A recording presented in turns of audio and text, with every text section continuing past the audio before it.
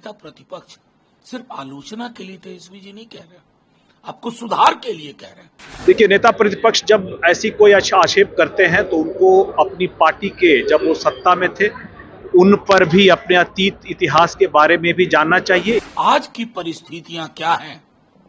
क्या बीजेपी का कोई नेता सिक्योर है कि मैं घर से निकल रहा हूं, शाम को सकुशल आऊंगा? इस चिंता को हम लोगों ने अपने गठबंधन के सहयोगियों के समक्ष रखा है। कार्रवाई हो रही है, कार्रवाई और आगे बढ़ेगी। बिहार को फैक्ट फाइंडिंग टीम नहीं देंगे तो पता करे कि बिहार क्यों रसातल में जा रहा है, क्यों एक आम नागरिक सुरक्षित नहीं महसूस करता। जो भी दोषी पाए जाएंगे उन सभी पर उचित कार्रवाई की जाएगी। बिहार में न अपराध रुकने का नाम ले रहा है, न इस पर हो रही सियासत। लगातार जारी है, अपराध भी जारी है और इस पर सियासत भी जारी है। तेजस्वी यादव और राहुल गांधी भी हमलावर हैं और उनके नेताओं ने बिहार में कमान संभाल रखी है। हमला बोल रहे हैं सरकार पर महागठबंधन के नेता और पलटवार का दौर जारी है एनडीए की तरफ से। नमस्कार, दर्श न्यूज में आपका स्वागत है। मैं हूं अनुराग।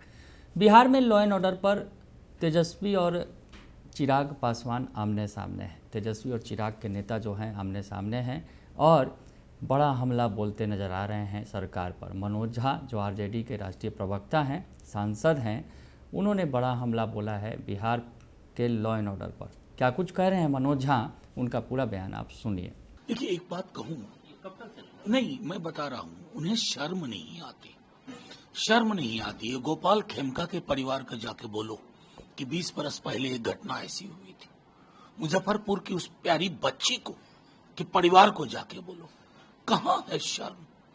उस दौर के आंकड़े और इस दौर के आंकड़े पर तो मैंने कहा था कि आप ही के यहां से कोई कॉन्क्लेव हो जाए तो 1 to 1 बात कर लें। लेकिन आज की परिस्थितियां क्या हैं? क्या बीजेपी का कोई नेता सिक्योर है कि मैं घर से निकल रहा हूं, शाम को सकुशल आऊंगा? कोई व्यापारी, कोई आम नागरिक, कोई शहरी पूरे बिहार में, अभी मैं आपसे बात कर रहा हूं, आप थोड़ी देर में चेक करिएगा, बिहार के किसी न किसी जिले में या तो डकैती हुई होगी, या अटेम्प्ट टू मर्डर हुआ होगा, या मर्डर हुआ होगा, या रेप की कोशिश हुई होगी, या रेप हुआ होगा।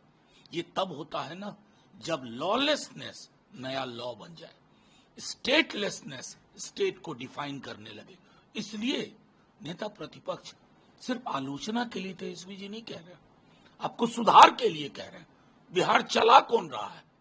और मैं तो कहता हूं फैक्ट फाइंडिंग टीम भेजती है बीजेपी। बिहार को फैक्ट फाइंडिंग टीम नहीं देंगे तो पता करे कि बिहार क्यों रसातल में जा रहा है, क्यों एक आम नागरिक सुरक्षित नहीं महसूस करता।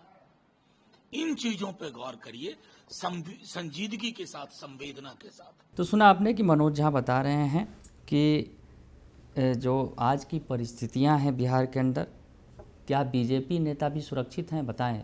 बीजेपी पर ही सवाल खड़े कर रहे हैं और कह रहे हैं कि बीजेपी के नेता भी खुद को सुरक्षित महसूस नहीं कर रहे हैं।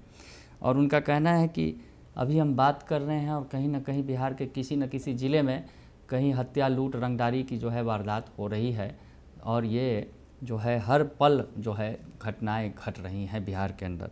मर्डर, रेप हो रहा है और नेता प्रतिपक्ष जो हैं यानी तेजस्वी यादव सिर्फ आलोचना के लिए नहीं कह रहे हैं, सुधार के लिए कह रहे हैं।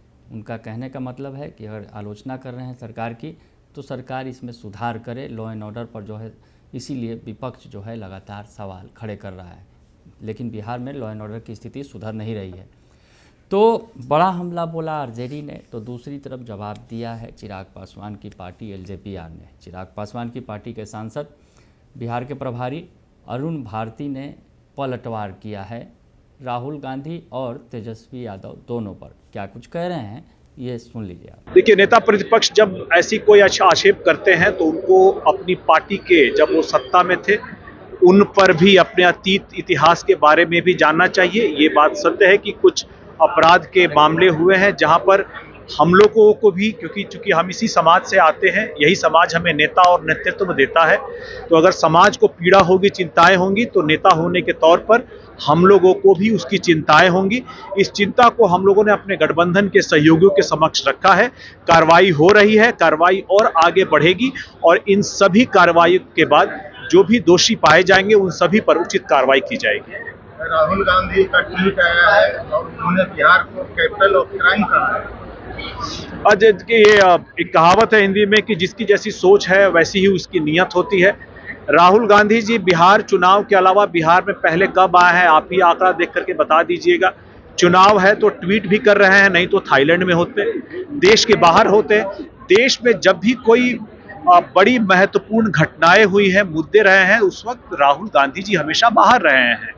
आज भी जब वो ट्वीट कर रहे हैं तो बिहार के बाहर से ही ट्वीट कर रहे हैं।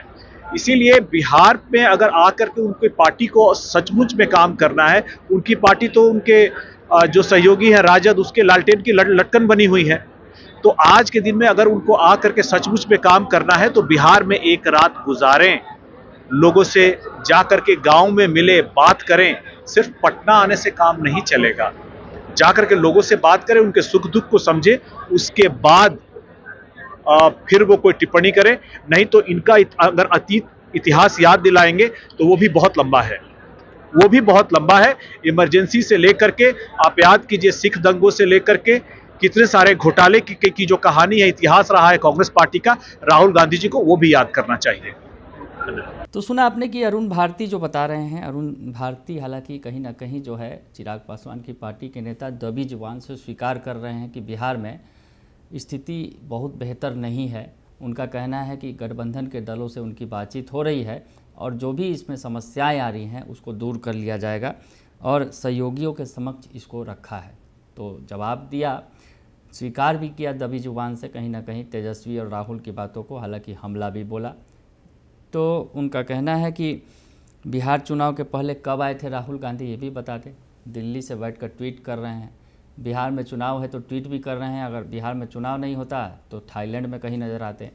तो ऐसे में बड़ा हमला बोला है, पलटवार किया है एनडीए के नेता ने। तो वार और पलटवार का दौर जारी है, बिहार में अपराध भी जारी है।